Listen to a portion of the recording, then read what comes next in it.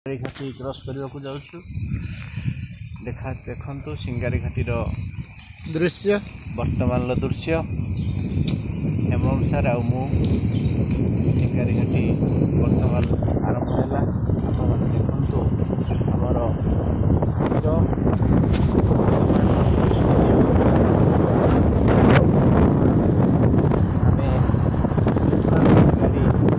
गाड़ी गड़ी चलला वर्तमान देखु केहंच जंगल भितर अंका बंका रास्ता दे आम धीरे धीरे आगक आगक मारी चलुँ देखा जाओ आगे आलोक सार जाऊँगी पछरे हेम्ब्रम सार आम पछरे प्रिंसिपल सार एंड म्यूजिक सार आसुँच देखा जाओ वर्तमान भगवान डाक रास्ता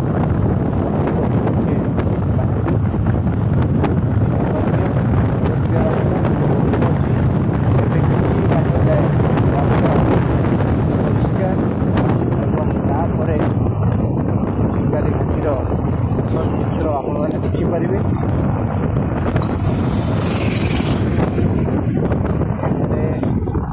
द्रुतगति महाविपत्ति एवं धीर चलैले आप सुरक्षित घाटी पार हो पारे आ मद्यपान कर घाटी अवतरण करने बहुत क्षतिकारक धीरे धीरे आम गाड़ी आगक आगक मारी चली वर्षा झिपिझिपि होउछि एबे आपण कोन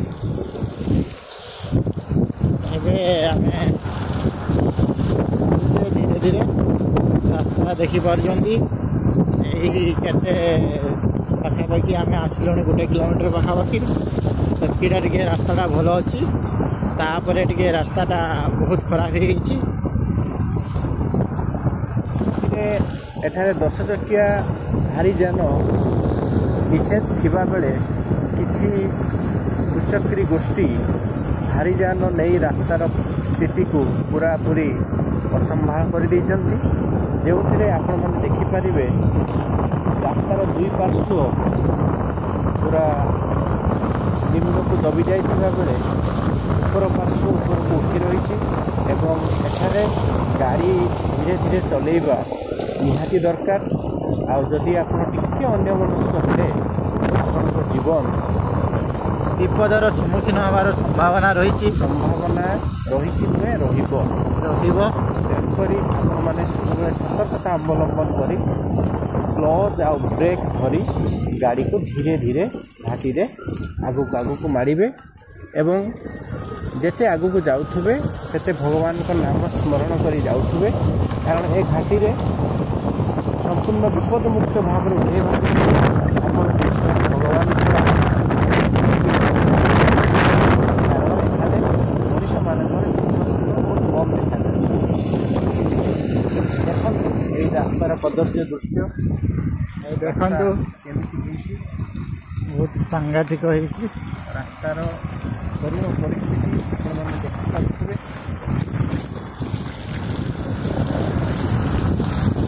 देखिए गाड़ी आमर 30 स्पीड चालू अच्छे क्लच आउ ब्रेक आग ब्रेक आउ ब्रेक आम नियंत्रण रक्षा कर गाड़ी कहीं प्रत्येक परिस्थिति बहुत ब्रेक ही आम जीवन रखी आपण मैंने केमिटी अंका बंका रास्ता एवं घंच जंगल मध्य आम धीरे धीरे आगक आगक मारी चलु हेमम सारे कौन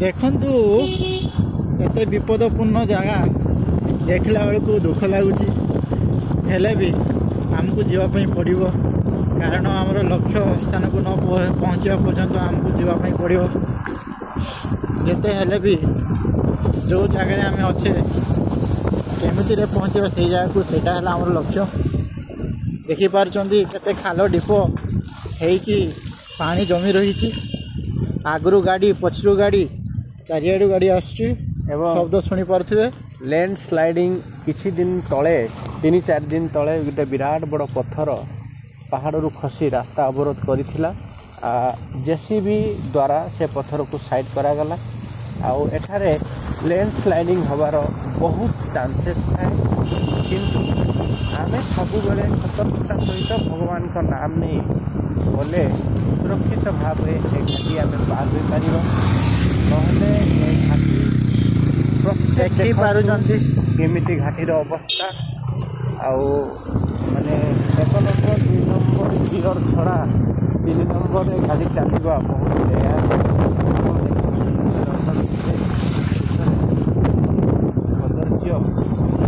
रास्ता एवं धीरे धीरे आगे मारी चलुँ रामपुर कलमपुर कहीं कलमपुर आमर डेस्टिनेशन एरिया आम प्रत्येक दिन रामपुर और कलमपुर शिकारी घाटी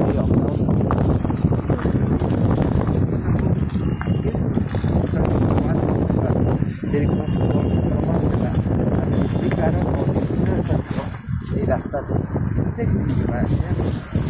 फिर भी सतर्कता अवलंबन करने को पड़े धीरे धीरे गाड़ी चलैवा पड़े यू देखु आप टॉप व्यू देखिपे माने आम केते ऊपर अच्छु भूस्वर्गर प्राय 1200 फुट ऊपर आम अच्छु कलमपुर थुआमूलरामपुर कलमपुर भूपृष्ठर 1200 फुट ऊपर थुआमूलरामपुर अवस्थित आउ थुआमूलरामपुर ओडिशा आदर्श विद्यालय आम मैंने समस्ते कार्यरत आमर हेम्ब्रम सार मु आलोक सार 3 जन आम गति पथ आगे आगे चलीचु देखो किभली भाव में रास्ता को ऑब्स्ट्रकल करुच्ची बड़ बड़ पत्थर मान एवं पूरा कदर्य रास्तार आम धीरे धीरे आगक आगक बढ़ी चलीचु रास्ता बड़ बड़ ट्रक मैंने जाई रास्ता पूरा हो जाए गवर्नमेंट सरकार आज जाए रास्तार पुनरुद्धार बिल्कुल भी चेष्टा करूना कहीं एठारे लोक मानकर स्वर आदिवासी निरीह लोक मैंने स्वर उत्तोलन करूना से रास्ता से भाव रही देखिपार केतटा जगार खाली बेड खाली रोची रास्ता पूरा खराब ही देखिपार तार पिच भी उठी जाइए टोटाल पूरा काद कहले चले एति खराब रास्ता भी सरकार दृष्टि गोचर को आसूना एत कष्ट लोक मैंने जीवन यापन करस कहवा आम पक्षे एत सहज होना यहाँ दृष्टिगोचर आणिकी सरकार पाखे भल काम करें समस्ते उपकृत होते उपकृत हमें आ सबुठारु बड़ दुखर कथा जे ए रास्ता रे 4 चकिया जान पाई रास्ता थिले मध्य किंतु भारी जान माने जो 12 चकिया 16 चकिया ट्रक माने जाई रास्ता पूरा नष्ट कर देउछि सरकार एप्रति टिके दृष्टि गोचर कले हुए तो रास्ता आउ किछि दिन लोक माने जीवा आसिबा करि पारंते देखंतु चारिआडे खाली माने खाल ही खाल खाल ढीप भितर पूरा कलमपुर जाए आमको जीवाकू पड़ो ए घंच जंगल भितर जदि आपणकर किसी भी दुर्घटना हुए एठारे नेटवर्क भी मिलना आपण सांगे सांगे मोबाइल व्यवहार करी काहाकू डाकी भी पारिबेनी एठी केवल आपनको स्वयं भगवान ही भरोसा देखंतु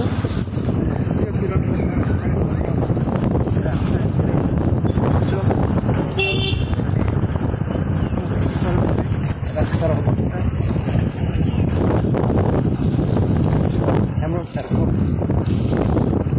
देखो केमिका लाइन बाय लाइन चली गाड़ी आउ जड़े जन को ओभरटेक करवा ये संभवपर नुहे आउ जदि भी ओभरटेक करेंगे ताने आरपटू जदि गाड़ी आसने विपदपूर्ण विपद बरण करेंगे आप्रति यत्नवान निहाती रहा दरकार सांग को हेलमेट पिंधिकी गाड़ी चलवा कथा आने जो परिस्थिति देखा मुकाबला करने बहुत कष्ट हो बर्तमान देखो आउ किछि दूर पर माँ माणिकेश्वरी मंदिर अच्छी जो मंदिर की प्रत्येक दिन लोक मैंने माँ को स्मरण कर निजर गंतव्य स्थल को जावाई माने चेष्टा करती प्रत्येक दिन आसिले माँ को स्मरण करे एवं 3 थर हर्न बजाए हर्न माध्यम माँ को माँ माँ बोली चित्कार करे एवं पुणी आगक आगक मारी चले कहीं माँ ही सब लोकंर साहा भरोसा लोक मानकर कहना कथा जे माँ करती आज जाए सेभଳି बड़ ଦେଖିବାକୁ ମିଳିନି। ଅବଶ୍ୟ କିଛି ମଦ୍ୟପ ଗୋଷ୍ଠୀ ଏକ୍ସିଡେଣ୍ଟରେ ସମ୍ମୁଖୀନ ହୋଇ ମୃତ୍ୟୁବରଣ କରିଛନ୍ତି, ନହେଲେ ସାଧାରଣ ଲୋକଟେ ପାଇଁ ଏଠାରେ ବିପଦପୂର୍ଣ୍ଣ ଆଜି ଯାଏ କିଛି ସେମିତି ଦୃଷ୍ଟିଗୋଚର ହୁଏ ହୋଇନାହିଁ। ଏଇ ଘାଟିଟାକୁ ସିଙ୍ଗାରୀ ଘାଟି ନାମରେ ପରିଚିତ, ଯେଉଁଠିକି ମା ସିଙ୍ଗାରୀ ଦେବୀ ପୂଜା ପାଆନ୍ତି। ସମସ୍ତେ ଯିବା ଆସିବା କରିବା ସମୟରେ ମାଙ୍କୁ ସ୍ମରଣ କରନ୍ତି, ଆଉ ତାଙ୍କର ଯିବା ବାଟ ଯେମିତି ସୁଫଳ ସୁଗମ ଆଉ ଭଲରେ ଯିବ ସେଥିପାଇଁ ଦୃଷ୍ଟିଗୋଚର କରନ୍ତି। ଦେଖିପାରୁଥିବେ କେମିତି ଗାଡ଼ି ଯିବା ଆସିବା କରୁଛୁ। 4 ଚକିଆ ଯାନ, ବୋଲେରୋ, ଆହୁରି ଟ୍ରାକ୍ଟର ବି ଏଇ ବାଟ ଦେଇକି ହିଁ ଯିବା ଆସିବା କରୁଛି। ଭୂସ୍ଖଳନ ହେବାର ବି ସମ୍ଭାବନା ରହିଛି, ତେଣୁ ବିପଦପୂର୍ଣ୍ଣ ରାସ୍ତାରେ ଯେମିତି ସତର୍କତା ଅବଲମ୍ବନ କରିକି ଯିବା ଉଚିତ। ବର୍ତ୍ତମାନ ଆଲୋକ ସାର୍ ଧୀରେ ଧୀରେ ଆଗକୁ ମାଡ଼ି ଚାଲିଛନ୍ତି। ଦେଖନ୍ତୁ କେତେ ସ୍ଲୋରେ ଗାଡ଼ି ଆମକୁ ଚଲେଇବାକୁ ପଡ଼ୁଛି, କାହିଁକିନା ଟିକେ ଅସାବଧାନତା ଯୋଗୁଁ ଆମ ଜୀବନ ବି ଯାଇପାରେ। ତେଣୁକରି ଆମେ ସବୁବେଳେ କିଭଳି ଭାବରେ ସୁନ୍ଦର ଧୀରେ ଧୀରେ ମାନେ ସମୟ ଟିକେ ଲାଗୁ ବରଂ ମାନେ ସଫଳ ଯାତ୍ରା କରିବୁ, ସେଥିପାଇଁ ଆମେ ସମସ୍ତେ ବ୍ୟସ୍ତ ଏବଂ ଚିନ୍ତିତ। କିଭଳି ଭଗବାନଙ୍କୁ ଡାକି ଏ ଘାଟି ଆମେ ପାର ହେବୁ। ସବୁ ଏଇଟା ଦେଖନ୍ତୁ, ଏଇଟା ହେଲା ଘାଟିର ସବୁଠାରୁ ଦୁର୍ଗମ ଏରିଆ, ଯେଉଁଥିପାଇଁ ଏଇ ଜାଗା ପାଇଁ ସ୍ପେସିଆଲି ବସ୍ ଆସିପାରେନି। ଏଟାକୁ କୁହାଯାଏ ଏସ୍ ବେଣ୍ଡ ବା ଏନ୍ ବେଣ୍ଡ କହିଲେ ଚଳେ। ଏସ୍ ଭଳି ଦେଖାଯାଏ ଆଉ ଉପରୁ ଟପ୍ ଭ୍ୟୁରୁ ଏନ୍ ଭଳି ଦେଖାଯାଏ। ଦେଖନ୍ତୁ ଏଠି ବି ପାଚେରୀ ମଧ୍ୟ ସେପଟକୁ ଗଳି ପଡ଼ିଲାଣି। ଯଦି କୌଣସି ଦୁର୍ଭାଗ୍ୟ କାରଣରୁ ଆପଣ ଯଦି ତଳକୁ ଗଳି ପଡ଼ନ୍ତି, ଆପଣଙ୍କର ଚିହ୍ନବର୍ଣ୍ଣ ମଧ୍ୟ ମିଳିବା ବହୁତ କଷ୍ଟକର। ତେଣୁକରି ଦେଖିପାରୁଛନ୍ତି ରାସ୍ତାର ଅବସ୍ଥା ପୁରା ଉଠିଗଲାଣି, ପିଚ ପୁରା ସତର୍କତାର ପୁରା ତାଙ୍କର ଯେମିତି ଅବସ୍ଥା ଦେଖିଲେ ଆପଣଙ୍କୁ ଦୁଃଖ ଲାଗିବ।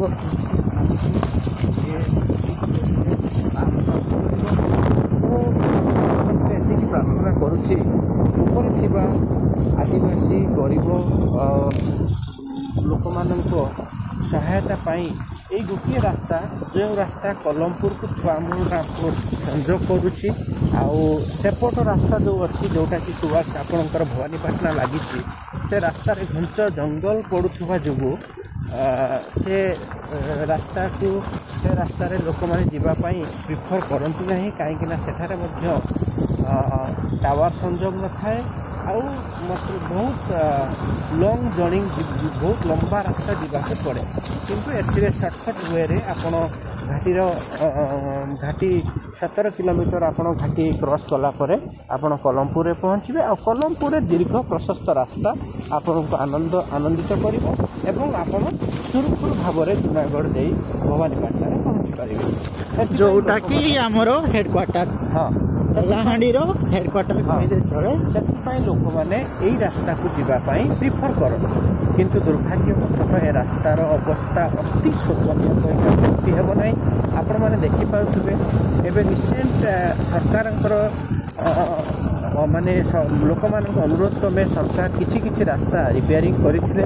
ସେ କିଛି ରାସ୍ତା ମଧ୍ୟ ବର୍ତ୍ତମାନ ଖାଇବାର ପ୍ରେସରରେ ସେ ନଷ୍ଟ ହେବାକୁ ଲାଗିଛି ଏବଂ ବଡ଼ ବଡ଼ ବର୍ତ୍ତମାନ ସୃଷ୍ଟି ହେଲାଣି।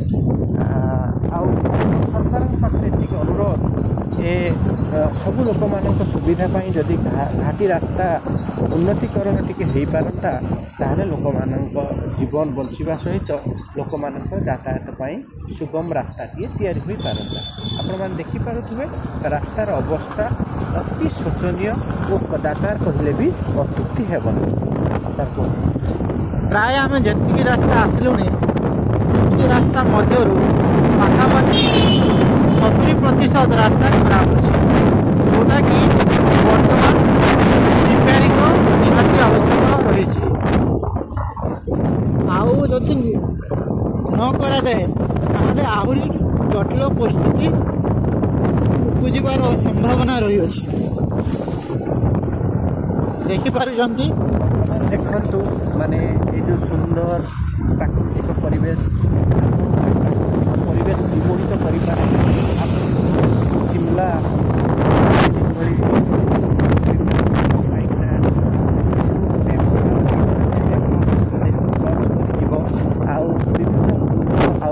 ବାସ୍ନା ଆପଣଙ୍କୁ ବିମୋହିତ କରିବ। ଆପଣ 100% ପିଓର ଅକ୍ସିଜେନ୍ ପାଇପାରିବେ, ଯେଉଁ ଅକ୍ସିଜେନ୍ କି ଆପଣଙ୍କୁ ନିରୋଗ ରଖିବାରେ ସହାୟତା ହେବ। ଆଉ এই ସୁନ୍ଦର ଶାନ୍ତ ବାତାବରଣ, ପକ୍ଷୀମାନଙ୍କର କୋଳାହଳ ଆଉ କିଚିରି ମିଚିରି ଶବ୍ଦରେ କେଉଁଠି ନା କେଉଁଠି ଆପଣଙ୍କ ପିଲାବେଳ ଅତୀତ କଥା ଆପଣଙ୍କୁ ପୁଣି ମନେ ପକାଇଦେବ। ସେଥି ଦୃଷ୍ଟିରୁ ଆପଣ ଏ ଜାଗା ଗୋଟେ ଶାନ୍ତି ବାତାବରଣ ପାଇଁ ଏବଂ ପିଓର ଅକ୍ସିଜେନ୍ ପାଇଁ ଏ ଜାଗା ସବୁଠାରୁ ସୁନ୍ଦର ଏବଂ ସୁନ୍ଦର ଆପଣ ସବୁବେଳେ ଯଦି ଗୋଟେ ଏମିତି ଥ୍ୱାମୁଲରାମପୁର କେବେ ଆସନ୍ତି, ଆଜି ବି ଥ୍ୱାମୁଲରାମପୁରର ଟେମ୍ପରେଚର ଏମିତି ଥାଏ ଯେ ଆପଣଙ୍କୁ ଶୀତ ଲାଗିବ। ଖରାଦିନେ ବି ଆପଣଙ୍କୁ ଶୀତର ଅନୁଭୂତ ଏଠି ହେବ। ସେଥିପାଇଁ ଏକୁ ଓଡ଼ିଶାର ଦାର୍ଜିଲିଂ ବୋଲି କୁହାଯାଏ। ଓଡ଼ିଶାର କାଶ୍ମୀର ବୋଲି ମଧ୍ୟ ଥ୍ୱାମୁଲରାମପୁରକୁ ବିବେଚିତ କରାଯାଏ। ଆଉ ଥ୍ୱାମୁଲରାମପୁରରେ ସବୁଠାରୁ ବହୁତ ଉଚ୍ଚରେ ଥ୍ୱାମୁଲରାମପୁର ଅବସ୍ଥିତ ଯୋଗୁଁ ସେଠାରେ ଗରମ ଏତେ ଅନୁଭୂତ ହୁଏନି। ପ୍ରାୟ ବର୍ଷ ସାରା 6 ମାସ ପ୍ରବଳ ବର୍ଷା ହୁଏ ଆଉ 6 ମାସ ଖରା ଅନୁଭୂତ ହୁଏ। ଖରାର ତାତି ମଧ୍ୟ ଏତେ ନଥାଏ ଯେଉଁଥିରେ କି ଆପଣଙ୍କୁ ମାନେ ଫ୍ୟାନ୍ର ଆବଶ୍ୟକତା ହେବ। ସେଥିପାଇଁ ଏତେ ସୁନ୍ଦର ପ୍ରାକୃତିକ ପରିବେଶ ଏବଂ ସବୁଜିମା ଭରା ପରିବେଶ ଆପଣଙ୍କୁ ମନକୁ ଆନ୍ଦୋଳିତ କରିବ ଏବଂ ବ୍ୟଥିତ ମଧ୍ୟ କରିବ। ଦେଖନ୍ତୁ, ଏଇଟାକୁ ବି ଆହୁରି କୁହାଯାଏ କଳାହାଣ୍ଡିର କାଶ୍ମୀର। କାରଣ କାଶ୍ମୀର ଯେମିତି ଆପଣଙ୍କୁ ଶୀତଳ ଅନୁଭୂତି ହୁଏ, ଏଠି ବି ସେମିତି ଯାହା ଆମର କଳା ଶିକ୍ଷକ କହିଲେ ସେମିତି ଏଠିକାର ପରିବେଶ ଆଉ ନିର୍ମଳ ପରିବେଶ। ଦେଖିପାରୁଥିବେ ଗୋଟେ ଗଛଟା ପଡ଼ିଯାଇଥିଲା କେମିତି ପଡ଼ିଯାଇଛି ରାସ୍ତା ପାଖକୁ, ତାକୁ ଉଠାଇବା ପାଇଁ ବି କିଛି ପ୍ରୟାସ କରାଯାଇ ନାହିଁ ଏପର୍ଯ୍ୟନ୍ତ। ଦେଖାଯାଉ ଆଗକୁ ଆଉ କ'ଣ ସବୁ ଅଛି ଦେଖିବା। ବର୍ତ୍ତମାନ ଧୀରେ ଆମେ ମଧ୍ୟମ ଭାଗରେ ସିଙ୍ଗାରୀର ମଧ୍ୟମ ଭାଗରେ ଆମେ ପହଞ୍ଚିଛନ୍ତି ଏବଂ ବର୍ତ୍ତମାନ ଆମେ ପ୍ରାୟ 10 କିଲୋମିଟର କି 7 କିଲୋମିଟର ଆଉ ଆଗରେ ରାସ୍ତାର ଅବସ୍ଥା ଆଉ କଦାକାର ଏବଂ ଏ ରାସ୍ତାକୁ ଆହୁରି କଦାକାର କରିଦେଉଛି ବର୍ଷା ପାଣିର ସ୍ରୋତ। ଯେତେବେଳେ ବର୍ଷା ପାଣି ଏଠି ତା'ର ସ୍ରୋତ ପ୍ରବଳ ଭାବରେ ଏ ରାସ୍ତା ଦେଇଥିଲେ ମାନେ ଉପର ପିଚୁ ଉଠିଯାଏ ଏବଂ ପିଚୁ ତଳେ ଥିବା ମାଟି ମଧ୍ୟ ଉଠିଯାଏ। ସେଥିପାଇଁ ରାସ୍ତା ଧୀରେ ଧୀରେ ଦୁର୍ବଳ ହୋଇଯାଏ। ଆଗରେ ଆଲୋକ ସାର୍ ଆମକୁ ହାତଠାରି କହୁଛନ୍ତି ଆସ। ଆମେ ମଧ୍ୟ ତାଙ୍କୁ ଫଲୋ କରିକି ଆମେ ଧୀରେ ଧୀରେ ଆଗକୁ ମାରି ଚାଲିଛୁ। ଆମେ ଆଲୋକ ସାର୍, ମୁଁ ଆଉ ଆମର ମେଥ୍ ସାର୍, ଆମେ ଆମର ପ୍ରତ୍ୟେକ ଦିନ ରାସ୍ତାରେ ମାନେ ବୁଝିପାରୁଥିବେ ଆମେ ପ୍ରତ୍ୟେକ ଦିନ କେଉଁଭଳି ଭାବେ ବିପଦର ସମ୍ମୁଖୀନ ଆମେ ଭଗବାନଙ୍କୁ ଡାକି ମାନେ ଏଇ ରାସ୍ତାକୁ ଆମେ ଅତିକ୍ରମ କରୁ। ପ୍ରତ୍ୟେକ ଦିନ ଥ୍ୱାମୁଲରାମପୁର କଲମପୁର ପ୍ରତ୍ୟେକ ଦିନ 9:30 କରୁ ଏବଂ 4:30 ଉଠୁ। ଦେଖନ୍ତୁ ଆମର ଏଇ ରାସ୍ତା ଆମ ଆଖିରେ ପୁରା ମାନେ ଯେପରି ଆମକୁ ସେଇଭଳି ଭାବେ ରହିଯାଇଛି। ଆମେ କେଉଁପଟେ ଗଲେ ଆମେ ନିଶ୍ଚିତ ଭାବରେ ଯେତେ ଉଠେଇ ପାରିବୁ ଆମେ ଅଲରେଡ଼ି ସେଥିପାଇଁ ସତର୍କତାର ଆଗକୁ ପାରିବୁ। ଦେଖନ୍ତୁ ଏଇ ରାସ୍ତା ଏବେ ରିସେଣ୍ଟ ତିଆରି ହୋଇଛି। ବର୍ଷାର ପାଣି ସ୍ରୋତରେ ରାସ୍ତା ଧୋଇ ଯାଇ କିଭଳି ଭାବରେ ମାନେ ନଗଣ୍ୟ ହୋଇଗଲାଣି ଆପଣ ଦେଖିପାରୁଥିବେ। ଦେଖନ୍ତୁ ଆଗ ରାସ୍ତାରେ ମାନେ ଏତେ ବଡ଼ ପଥର ଗୋଡ଼ି ମାଟି ସବୁ ବର୍ଷା ପାଣିରେ ରାସ୍ତା ଉପରେ ଜମାଟ ବାନ୍ଧୁଛି। ଆପଣ ଚିନ୍ତା କରିପାରୁଥିବେ ଯଦି ଗାଡ଼ି ଆପଣ ଦ୍ରୁତ ଗତିରେ ଚଲାଉଛନ୍ତି ଏ ଗୁଡ଼ି ଉପରେ ଗଲେ ଚକା ସ୍ଲିପ୍ ମାରିବାର ବହୁତ ସମ୍ଭାବନା ଥାଏ। ଯଦି ଆପଣ ହେଲମେଟ୍ ପିନ୍ଧି ନଥିବେ ତାହେଲେ ଆପଣଙ୍କର ସେଇ ସମୟରେ ସେଇ ମୃତ୍ୟୁବରଣ ହେବାର ମଧ୍ୟ ସମ୍ଭାବନା ବହୁତ ଥାଏ। କାହିଁକିନା ଏ ଜାଗାରେ ଆମ୍ବୁଲାନ୍ସ ଅନେକ ତେଣୁକରି ସବୁବେଳେ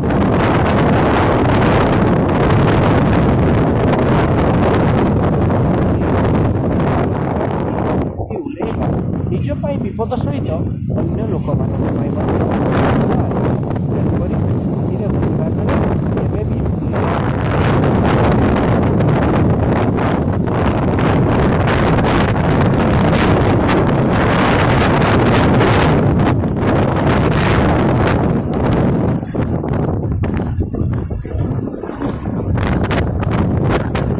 देखिए आम कंटिन्यूअस 18 मिनिट धरिकी आसुचे तेबे भी मेन रोड को पहुँची पारना से पहाड़ तौक ही जाऊे गोटे पर गोटे गड़ी गड़ी चली चक आम भी गड़ुचे सहित आलोक सर आगे आम पछरे चलीचे तेबे भी रास्तार जो प्रकार अवस्था कहवा भल जिते कहले भी आम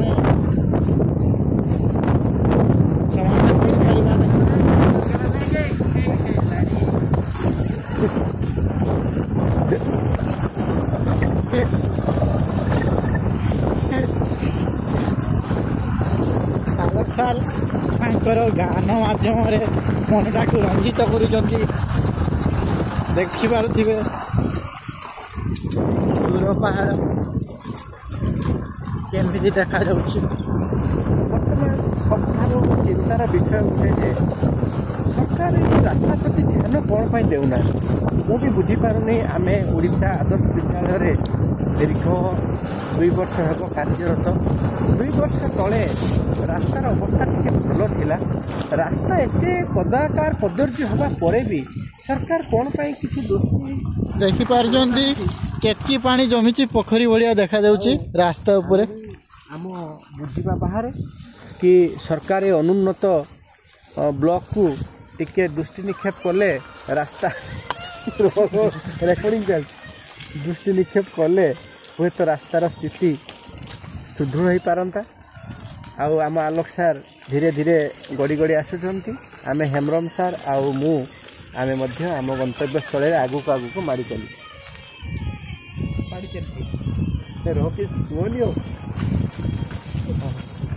हेम्रम सार को देखिपार आम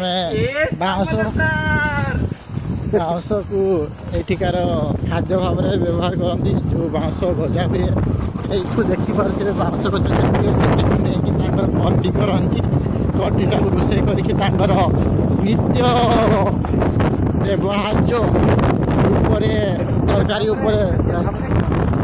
खाद्य भाव में ग्रहण करती बहुत भल लगे सुखी भी रखती भविष्य में व्यवहार करने खाद्य रूप ग्रहण गंतव्य पथरे जाऊ जाऊ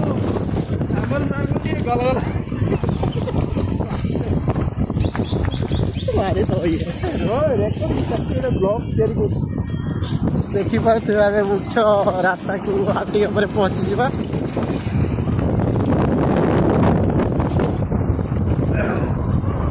बर्तमान आम सिंगाली घाटी माने शेष